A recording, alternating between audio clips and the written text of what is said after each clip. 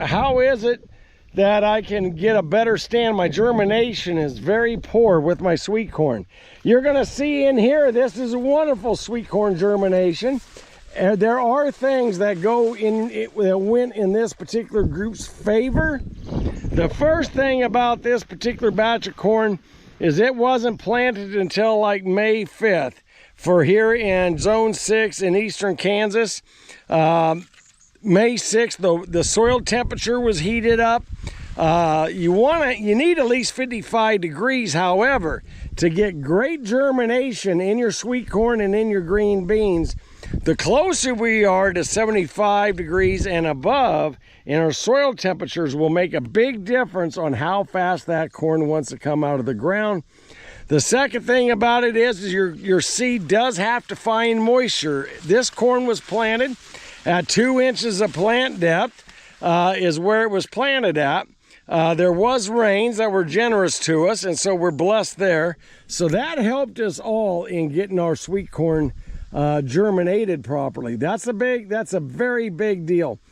Next, to get a big ear of sweet corn, we need water and we need fertilizer. Now, do you remember I went out there out of my way this year to make sure that I side dressed my sweet corn? Well, it's paying off in big dividends.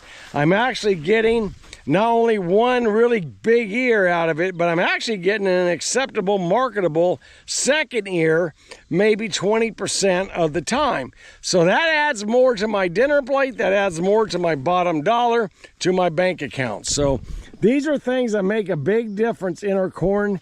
Now, last year, I didn't get as much fertilizer, and this sweet corn I was actually taller than this variety. You can see this year conditions are ideal.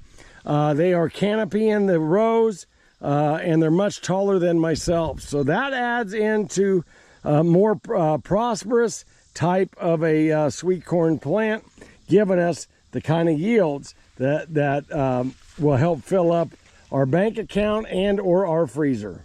How are you doing, gardeners? Ed Snyder with Fresh Picked Acres. Hey, I'm out here in the sweet corn field. I'm looking at a lot of my Facebook posts, and some of the questions is why are my ears not filling out? Why are some of my ears not filling out?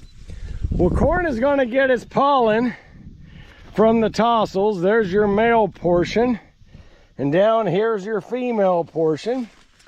And it's going to require the pollen here to float down and drop into each one of these silks belongs to a kernel of corn.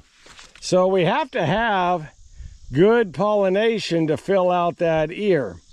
The way we do that is by at least trying to plant in groups of four deep.